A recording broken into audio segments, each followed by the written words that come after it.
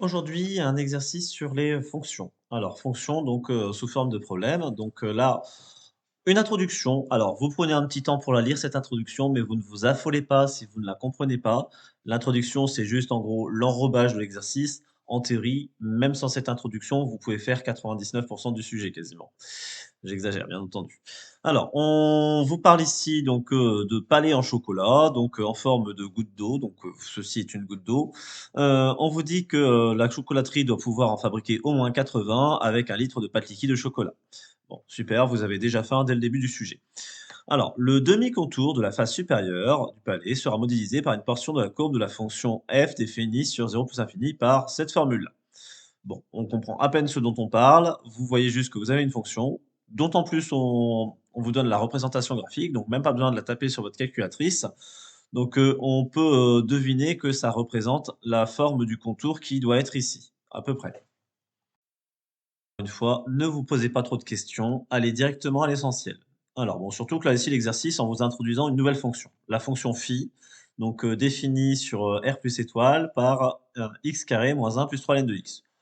Super, on commence la question par des petits calculs. On vous demande de calculer donc, dans un premier temps, phi de 1. Donc ça va aller assez vite. J'ai juste remplacé x rapidement, donc 1 au carré ça fait 1, moins 1 ça fait 0, 3 ln de 1, vous savez que ln de 1 ça fait 0, 3 fois 0, 0. Au final, phi de 1 égale 0. Bon, bien entendu, vous n'avez pas à forcer plus que ça. La limite en 0.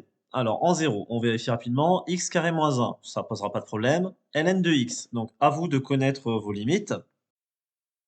La limite de ln de x quand x tend vers 0 plus, vous la connaissez?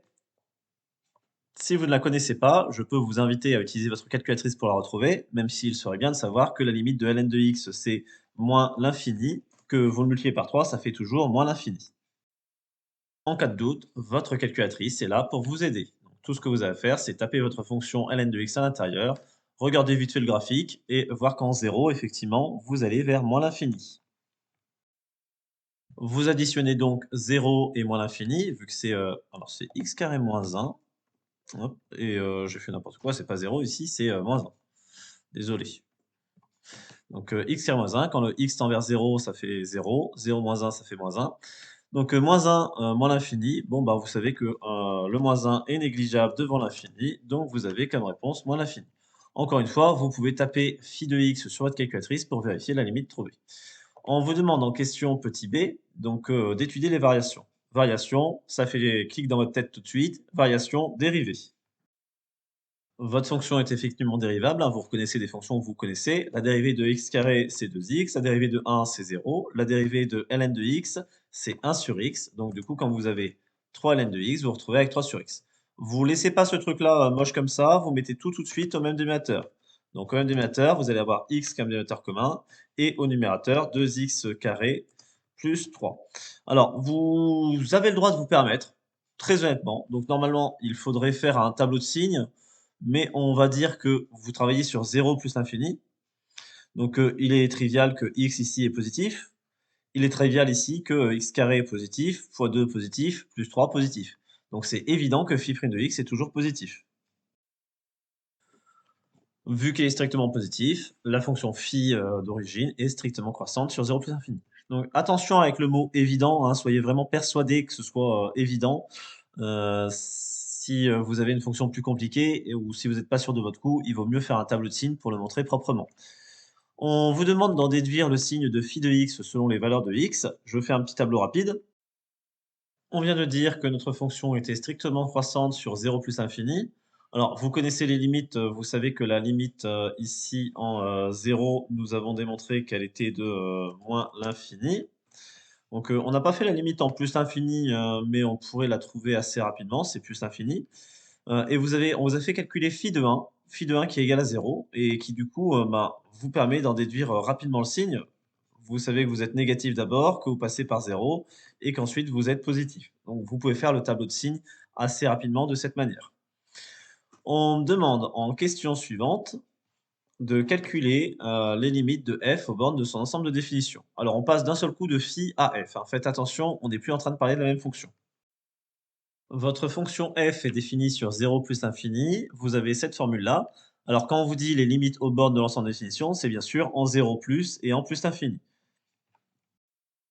En 0 plus, on a de la chance parce que l'on voit assez rapidement le, numérateur. Je vais me permettre de le faire assez vite parce que j'ai déjà détaillé ce type de calcul tout à l'heure.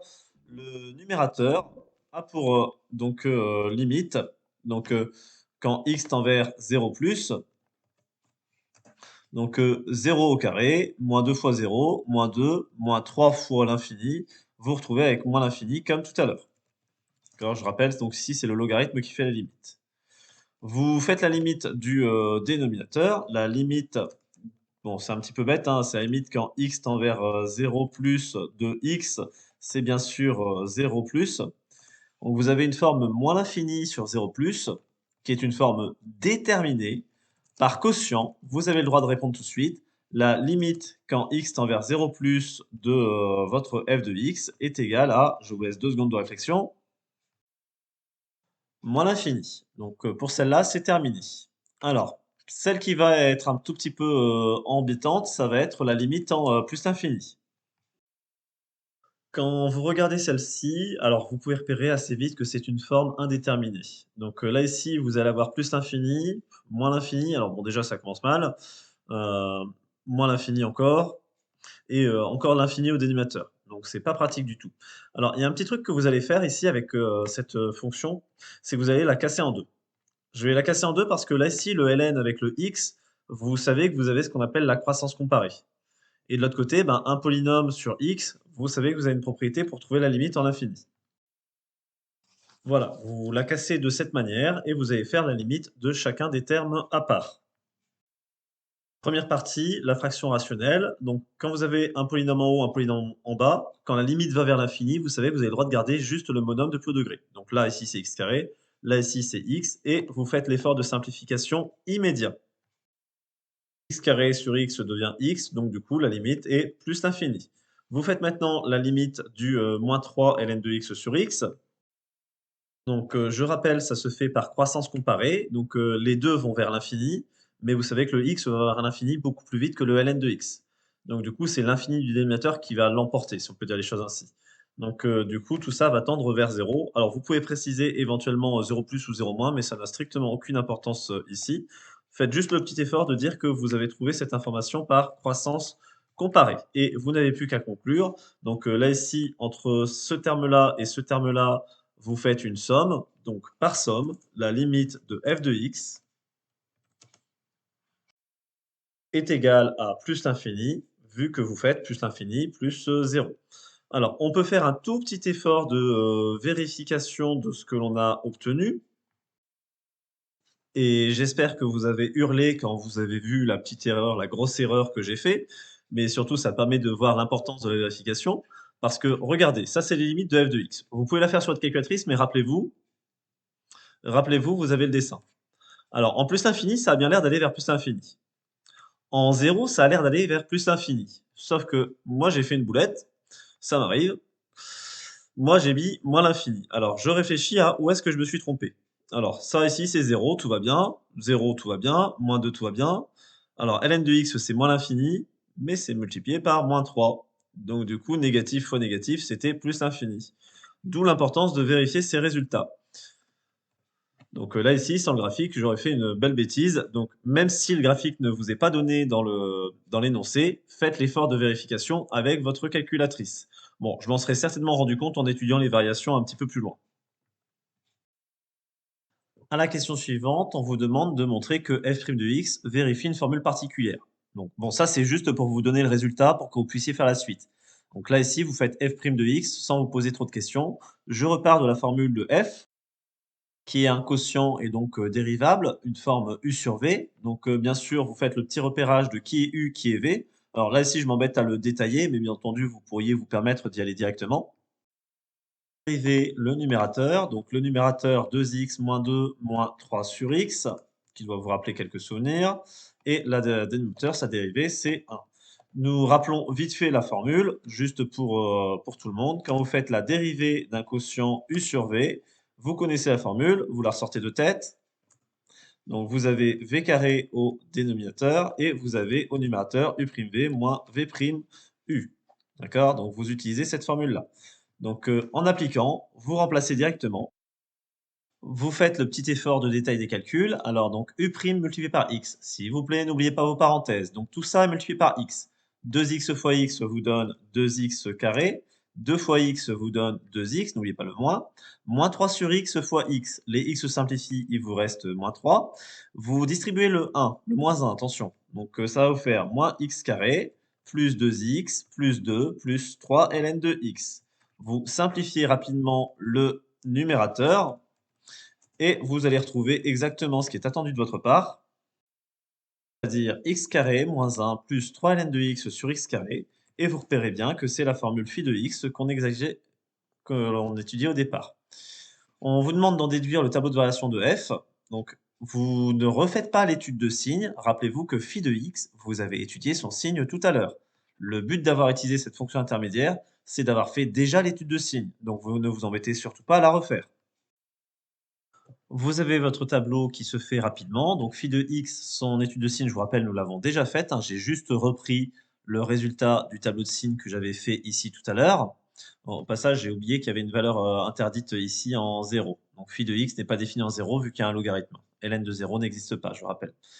Donc là ici, vous avez donc le signe de x carré qui est toujours positif, sauf en 0 bien entendu, et donc du coup vous en déduisez le signe de la dérivée. Vous n'avez plus qu'à mettre les variations, en ajoutant en plus les deux limites que l'on a trouvées tout à l'heure. Donc comme je vous disais tout à l'heure, si j'avais mis le moins l'infini ici, je me serais rendu compte que j'avais fait une bêtise.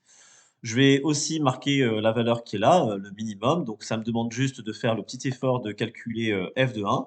J'hésite pas à l'écrire, comme ça je montre bien que j'ai fait le calcul sérieusement et que je ne me suis pas contenté d'aller le chercher sur ma calculatrice. Donc une fois ce calcul fait, donc rapide calcul, donc 1 moins 2 moins 3 fois 0. Donc vous trouvez moins 3 sur 1, ce qui fait moins 3 sur 1 et donc moins 3 au final.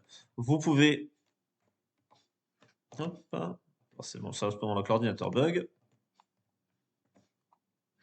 Vous pouvez, je vous le rappelle, vérifier votre résultat sur la graphique ici, donc décroissante jusqu'à x égale 1, minimum moins 3, puis croissante après.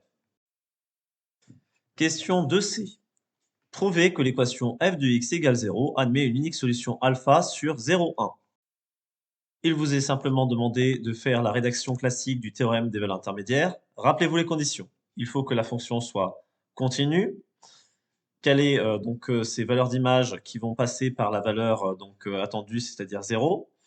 De préférence qu'elle soit strictement monotone, comme ça vous assurez qu'il y a une unique solution. Donc rappelons la rédaction. F est continue strictement décroissante sur 0,1. Donc sur 0,1, pour x entre 0 et 1, la fonction est bien décroissante. Elle est continue, on ne vous embêtera pas avec le fait de justifier qu'elle est continue. Vous pourriez le justifier en disant, ben, en tant que somme et conscient de fonction continue classique. La valeur dans moins 3 plus infini, je vais de plus infini à moins 3, donc je vais passer par tous les nombres qui sont ici. Donc du coup, ben, la question c'est est-ce que je passe par le nombre que je voulais? Est-ce que je passe par 0? Je vous rappelle, parce que je souhaite avoir f de x égale 0. Donc ici, je peux affirmer l'équation f de x égale 0. Alors, admet une unique solution, mais attention à la formulation, admet une unique solution, mais sur l'intervalle 0, 1. D'accord? Donc on est juste en train de dire que sur cette flèche-là, j'ai une solution. Donc cette solution, on vous demande de lui donner un nom, vous l'appelez ici alpha. On vous demande de déterminer une valeur approchée de alpha à 10 puissance moins 2 près. Utilisation de la calculatrice. Vous y rentrez la formule f de x égale x carré moins 2x moins 2 moins 3 ln de x sur x, la formule de f de x.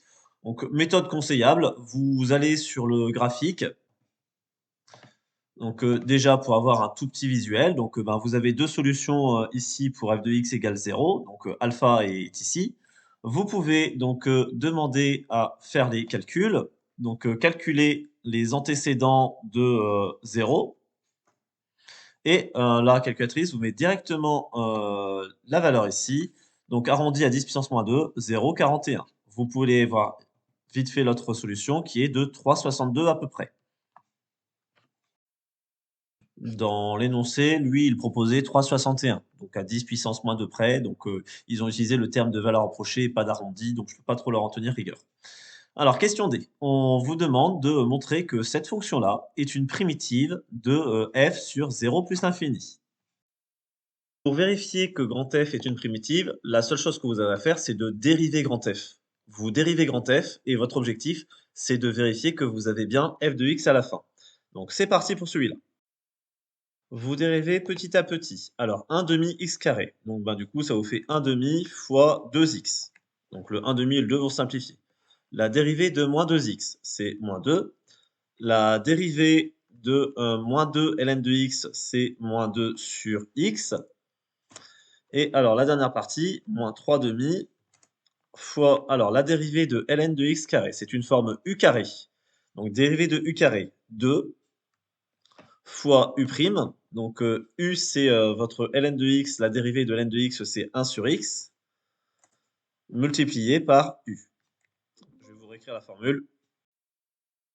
Vous simplifiez l'ensemble. Donc ici, j'avais dit x, moins 2 sur x, moins 3 demi fois 2, les deux se simplifient, donc moins 3 ln de x sur x. Bon, et vous mettez tout au même dénominateur. Donc, même dénominateur, ce sera x. Alors, celui-là, vous le transformez, vous multipliez par x en haut et en bas, ça devient x carré sur x. Le moins 2, il est déjà sur x, donc vous l'ajoutez à la suite. Le moins 3 ln de x. Et là, ici, vous reconnaissez ben, tout simplement la formule de f de x. J'ai l'impression qu'il manque quelque chose. Il manque la dérivée du moins 2x ici, que à mon avis, j'ai dû faire une faute de frappe, à mon avis. Donc, du coup, ce moins 2, quand vous le mettez au même dénominateur, vous retrouvez avec un moins 2x ici. D'accord? Donc, hop, excusez-moi pour le manque. Donc, je répète, x moins 2 sur x, moins 3 ln de x sur x. Vous mettez tout au même dénominateur et vous reconnaissez que vous avez f de x à la fin. Bon, normalement, au niveau questions sur les primitives, c'est ça que vous devriez avoir. On peut éventuellement vous rajouter une question en vous demandant de trouver une primitive particulière. J'essayerai de vous montrer dans une autre vidéo. Vous avez fait le plus gros de l'exercice et c'est seulement à ce moment-là qu'on commence à vous parler de votre problème initial avec, rappelez-vous, vos gouttes de chocolat. Donc, comme quoi il n'y avait vraiment pas besoin de s'affoler de cet énoncé un peu compliqué au départ. Alors, on vous dit que les calculs sont effectués avec les valeurs approchées à 10 puissance moins 2 près de alpha et bêta de la partie A. Ok. Pour obtenir la forme de la goutte, on considère la courbe représentative C de la fonction f restreinte à l'intervalle alpha bêta ainsi que son symétrique C' par rapport à l'axe des abscisses. Les deux courbes C et C' délimitent la face supérieure du palais. Pour des raisons esthétiques, le chocolatier aimerait que ces palais aient une épaisseur de 0,5 cm. Dans ces conditions, la contrainte de rentabilité serait-elle respectée? Alors, juste pour résumer ce qu'il vous dit. Donc, ici, vous avez alpha et bêta. Alpha, les endroits où ça coupe en zéro. Vous vous occupez juste de la partie inférieure et vous prenez son symétrique ici. Alors, vous n'aurez pas cet exercice le jour du bac pour une raison très simple. C'est qu'ici, il va falloir calculer l'air qui est dans la courbe. Donc, c'est-à-dire qu'il faut utiliser un calcul d'intégrale. Donc, je calcule l'intégrale de cette partie-là pour savoir l'air de la demi-goutte. Je vais la doubler parce qu'il faut que j'ai son symétrique. Attention, le résultat sera en unité d'air.